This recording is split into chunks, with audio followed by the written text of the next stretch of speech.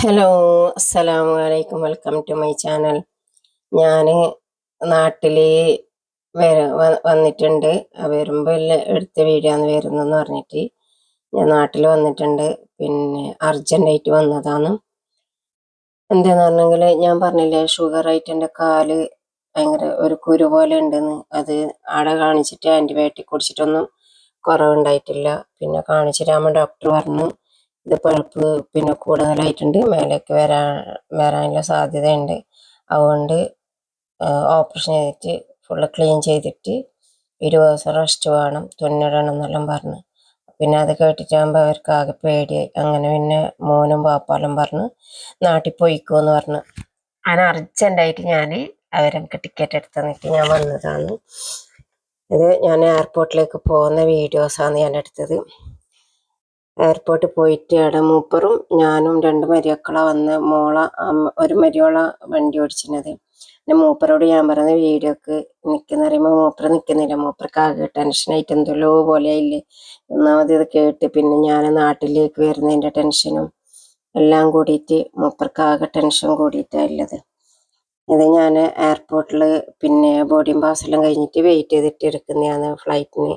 Flight ഭയങ്കര delay ആയിരുന്നു. ആദ്യം 11:30 പറഞ്ഞു, പിന്നെ 1 മണിക്കെന്ന് പറഞ്ഞു. അവിടുന്ന് പിന്നെ 2:30 ഫ്ലൈറ്റ് സ്റ്റാർട്ട് ചെയ്തത്. അങ്ങനെ ആ സമയം കൊണ്ട് ഞാൻ എടുത്ത വീഡിയോസാണ്. ഭയങ്കര ഡിലേ ആയിരുന്നു ഫ്ലൈറ്റ്.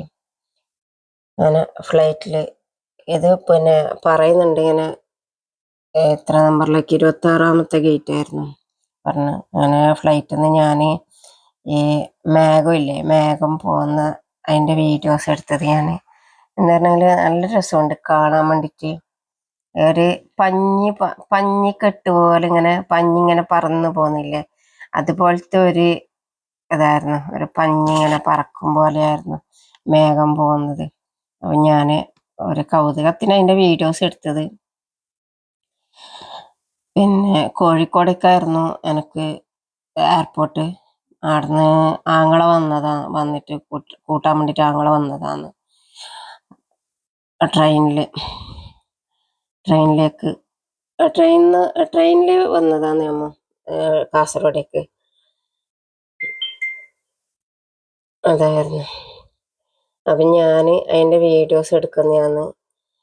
പിന്നെ അതാ അത് മേഘം പോകുന്നത് കണ്ട നല്ല രസമല്ലേ മേഘം പോകുന്നത് കാണാൻ വേണ്ടിയിട്ട്. ഒരു പരത്തിങ്ങനെ കാറ്റത്തിങ്ങനെ പാറിപ്പോകും പോലെയാണ് പോകുന്നത്. നല്ല രസമായിരുന്നു. പിന്നെ രാത്രിയത്തെ കാഴ്ചകളെല്ലാം എടുക്കണം എന്ന് വിചാരിച്ചിരുന്നു, പക്ഷെ പറ്റിയിട്ടില്ല. നല്ല കാഴ്ചയായിരുന്നു രാത്രിയത്തെ. പിന്നെ ട്രെയിനിൽ കയറി. അങ്ങനെ 12:30 വണ്ടി. ഫ്ലൈറ്റ് ഡിലേ ആയിരുന്നല്ലേ, അപ്പോൾ 8 മണിക്കാണ് എത്തിയത്. ഓക്കെ, അപ്പോൾ ഇത്രയൊക്കെ ഉള്ളൂ. അസ്സലാമു അലൈക്കും, ബായ്.